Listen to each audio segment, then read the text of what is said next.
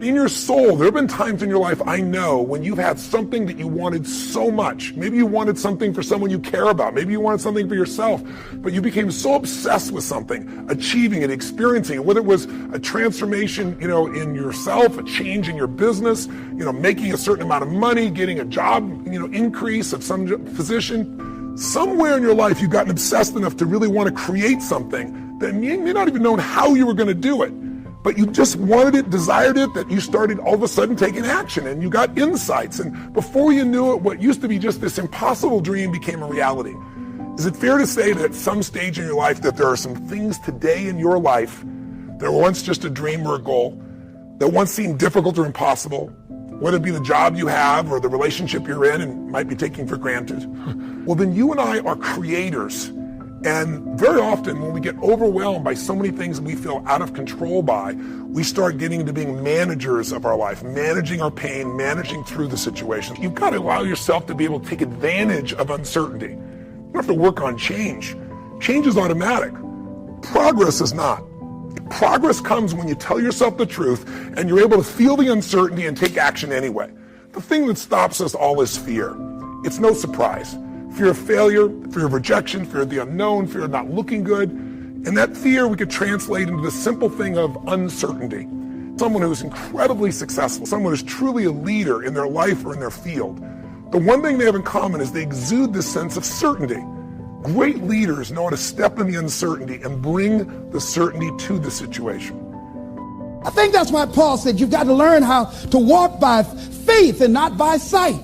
That once you begin to trust yourself and your ideas and your instincts, life takes on a whole new meaning, because now I want you to do that feeling that you are led. Just feel, I am led. Ladies and gentlemen, don't give your power away. You don't need anybody to approve your dream. It was given to you. If they can't see it, it's because it wasn't given to them. It was given to you. Hold it, nourish it, cultivate it, work on it. It's yours. It's your baby. Work on it until it comes into fruition. I gave away my power and I said, I'm not going to do that no more. No limit people are human beings who take what they are and accept it, and don't tell themselves that somehow they're deficient because of anything about themselves. This is a very crucial concept for me and for virtually all of us. It's this idea of taking your life in your own hands and being the kind of person that you choose to be, and understanding that everything that comes your way is an opportunity, is a blessing. And it wasn't until I learned how to celebrate virtually everything that came my way that I was able to transcend it. Everything else that you have on our planet, that we have on our planet, comes about as a result of thinking. Thought makes it so. All right? Everything that you see that wasn't given to us was created by man as a result of the way that we think, So what gets inside of us as a cell comes about as a result of the way that we choose to think in our lives. Very important principle to understand, because once you get a hold of thinking, and that it creates everything that you have in your life, you can change and make it as absolutely perfect as you want it to be, because thought makes it so. When you make decisions about what to focus on and what things mean and what to do, and you're unconscious, you get pretty terrible results usually. Now, we've all done this. I do it still. We all do. But if you want to change your results, you got to become more conscious in your decision making. So think about it. What you focus on, you will feel. Whether it's true or not. You focus on how people don't care, you're going to feel they don't care. Second decision you make is, what do things mean? So you focus on something someone does and you come up with a meaning, and the meaning is, no one loves me. The meaning is, they're trying to take advantage of me. Depending on what meaning you come up with, and you get to choose the meaning of anything. For some people, they say, this situation happened with the economy, and what that means is, I'm going broke. Somebody else said, the situation happened with the economy, guess what? That means I'm going to work harder, I'm going to be more creative, it changed everything. Everybody else is going to quit, so we're going to dominate the marketplace. For people to do it. is this the end right now, or is it the beginning? See, whether it's the end or beginning is your choice. You get to decide, because once you make up a meaning, it's true. If you think that this is the end of a relationship, are you going to treat people the same way as if you think it's the beginning of a relationship? No way. How many of you had some situations that you were in that you were overwhelmed with fear? You didn't know how you're going to come out, how you're going to survive, and you did. You survived and you didn't die. Raise your hand if you survive, all right? So what you got to do, whatever that was, whatever that state of consciousness, whatever that self-confidence that you had, however you stood up within yourself, here's what we know: you survived. Here's what we know: you're still here. You didn't die. Hello, you did not die. You didn't die. You hear that? You didn't die. You're here right now. You got it and you handled that fear. You kicked it out of there. All right? Remember that play Color Purple? I remember when Albert told the girl she couldn't go with Suge. He said, "Where you going?" You know, this girl been wanting all her life live her dream. But she was afraid. She felt incompetent, and he had beaten her down, and her self-esteem had eroded.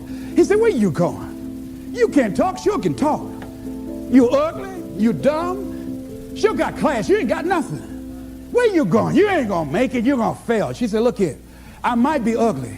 I might be dumb. I might can't talk." She said, "But I'm still here. I'm still here." And so as you begin to look at the fears in back of you, you came through those fears and you're still here. See, that's a testament about how powerful you are. And so whatever the volcano is, you have the capacity to take that volcano on, the capacity to jump in it and find your true identity. Here's another thing that keeps a lot of people from taking on the volcanoes and jumping into the challenges that they're confronted with: the fear of making mistakes or not feeling good enough. Guess what? You're going to make some mistakes. You're going to make a lot of mistakes. Guy said this, and it's true.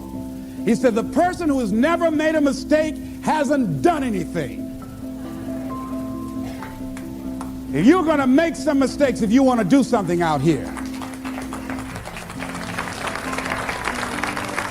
you're going to fall flat on your face. You're going to be criticized when you come out into the arena called life. You're going to feel awkward and stupid and dumb sometimes. It goes with the territory. But it's okay. What's important is that you bring your stuff out here. Are you good enough? Prepare yourself. See, there's no substitute for competency. A positive attitude won't get it.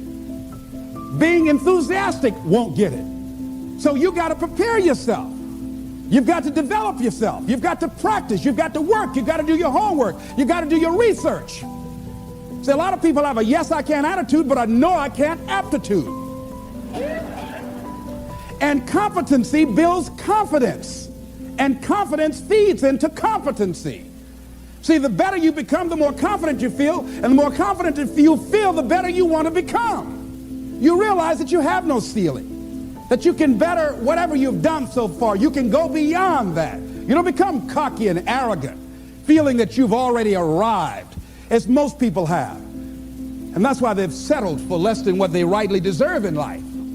Because they feel they have arrived, and they say, well, I can rest now. I can rest on my laurels now. I've made it. Stop doing the things that you know are wrong that you could stop doing. Right? So it's a fairly limited attempt. First of all, we're not going to say that you know what the good is or what the truth is in any ultimate sense. But we will presume that there are things that you're doing that for one reason or another you know are not in your best interests. There's something about them that you just know you should stop. They're kind of self-evident to you. Other things you're going to be doubtful about. You're not going to know which way is up and which way is down. But there are things that you're doing that you know you shouldn't do. Now, some of those you won't stop doing for whatever reason. You don't have the discipline, or maybe there's a secondary payoff, or you don't believe it's necessary, or it's too much of a sacrifice, or you're angry or resentful or afraid. Who knows? So forget about those for now.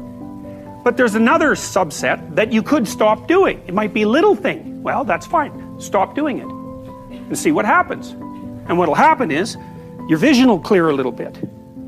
And then something else will pop up in your field of apprehension that you will also know you should stop doing, and that you could stop doing, because you strengthened yourself a bit by stopping doing the particular stupid thing that you were doing before. That just puts you together a little bit more.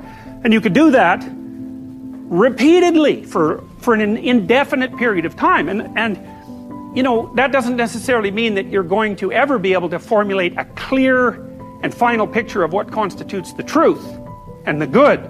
But it does mean that you'll be able to continually move away from what's untruth and what's bad. And, you know, that's not a bad start. Live purposefully. In order to achieve your dreams and be the person you want to be, you will have to start paying attention to your actions. Ask yourself, is what I'm doing going to lead me to where I want to be in life? If you find yourself constantly bored, daydreaming about the future or past, or counting down the minutes until the day ends, it is probably because you feel disconnected from what you're doing. Cherish your time. Try to spend your free time doing things that you enjoy doing, rather than wasting time. For example, rather than spending your weekends watching television, spend them partaking in your hobbies or spending time with loved ones and new friends. Measure your productivity by engagement, not achievement. Not everything you do has to be productive in the conventional sense, but activities should be engaging and enjoyable. Keep in mind that it is perfectly fine to spend some time doing nothing and just being lazy each day. This can actually help with your imagination and self-awareness. Strive for a balance between doing things you want to do and allowing yourself to just be.